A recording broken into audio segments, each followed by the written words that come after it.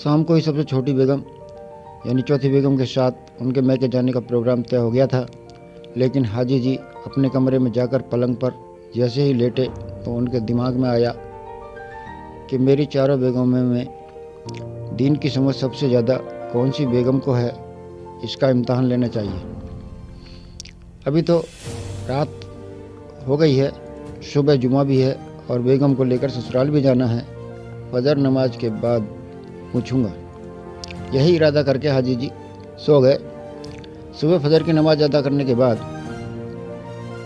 वापस लौटकर आए हाजी जी ने जैसे ही दरवाजे के अंदर कदम रखा, छोटी बेगम की आवाज़ उनके कानों में से टकराई। अजी सुनते हो, सफ़र लंबा है, जल्दी से तैयार हो जाइए, ट्रेन छूट गई तो दूसरी ट्रेन शाम 5 बजे आएगी। हाँ हाँ, अभी तैयार होता हूँ। यह कहकर हाजी जी अपनी सबसे बड़ी बेगम के पास पहुँचे, क्योंकि उनके दिमाग में तो बेगमों के इम्तहान का मसला चल रहा था। उन्होंने कहा, बेगम, मैं आज आपसे एक सवाल करना चाहता हूँ। कहिए। बेगम ने कहा, मुझे आप यह बताइए, 5 वक्त की नमाज़ों में कुल कितनी रकातें फ़र्ज होती हैं?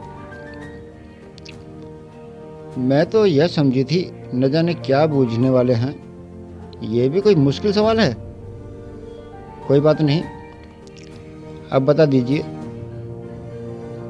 बेगम ने कहा, 5 नमाज़ों में फ़र्ज 17 रकात होती हैं। ठीक है। यह कहकर हाजी जी दूसरी बेगम के पास पहुँचे और कहा, बेगम, आप हमें बस एक सवाल का जवाब दे दो। उसने कहा, बोलो, 5 नमाज़ों में कितनी रकातें फ़र्ज होती हैं?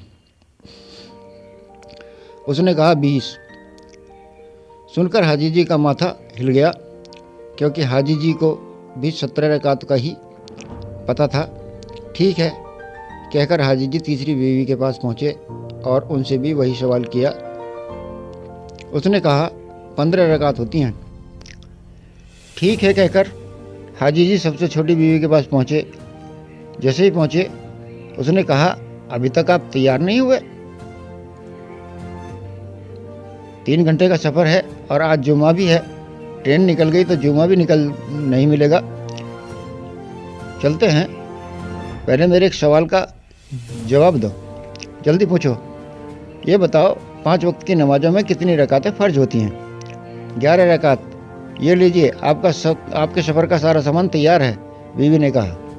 ठीक है कहकर हाजी जी बाहर से एक पतली सी कमची लेकर वापस घर में आए, क्योंकि हाजी जी का पारा अब 7वें आसमान पर था। पहली बीवी के पास आकर बोले, बेगम, कितनी रकातें बताई थी? हाजी जी को मालूम था कि इसने सही बताया है, फिर भी सोच रहे थे कि हो सकता है इसने भी ऐसे ही कह दिया हो। जब किसी ने 15, 20 और एक ने तो 11 ही बताई हैं। आज इनकी ठीक से खबर लूँगा। यही उनके दिमाग में था। बीवी ने कहा, इतनी जल्दी भूल गए? अभी तो बताया था 17। गिनती कराओ।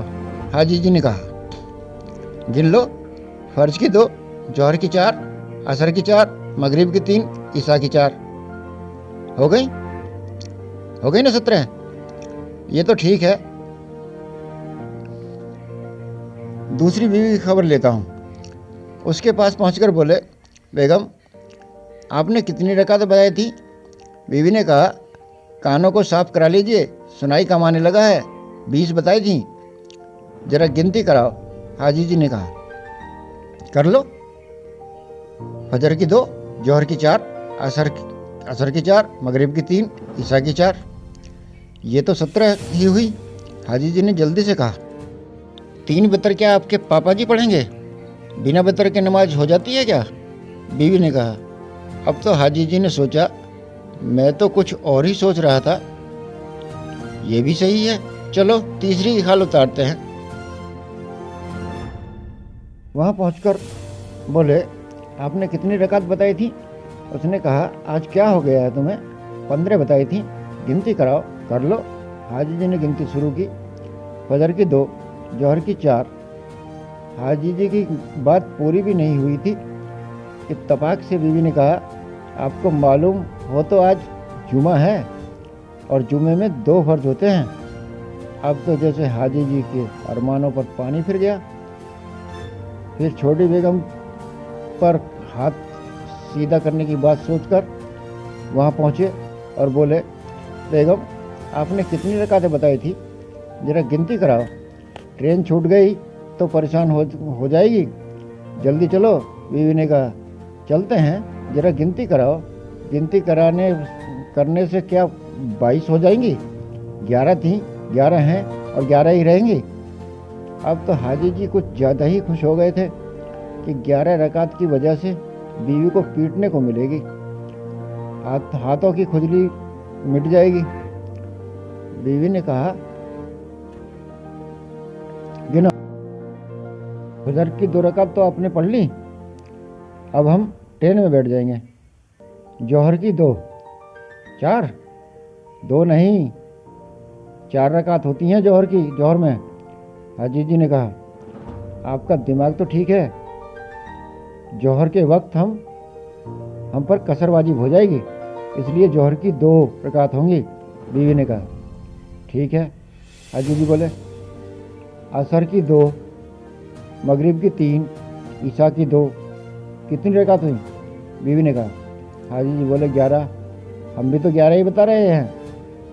अब हाजी जी को मालूम हुआ कि उनकी सारी बेगम उनसे ज़्यादा दीन की जानकारी रखती हैं। दोस्तों, उस ज़माने की औरतें इतनी इल्म वाली थी और आज औरतों को छोड़िए, मर्दों को ही जानकारी नहीं है। अल्लाह हमारी हिफाजत फरमाए। दोस्तों, कोई गलती हो गई हो तो माफ़ करना। खुदा हाफिज़। वीडियो देखने के लिए आपका दिल से शुक्रिया।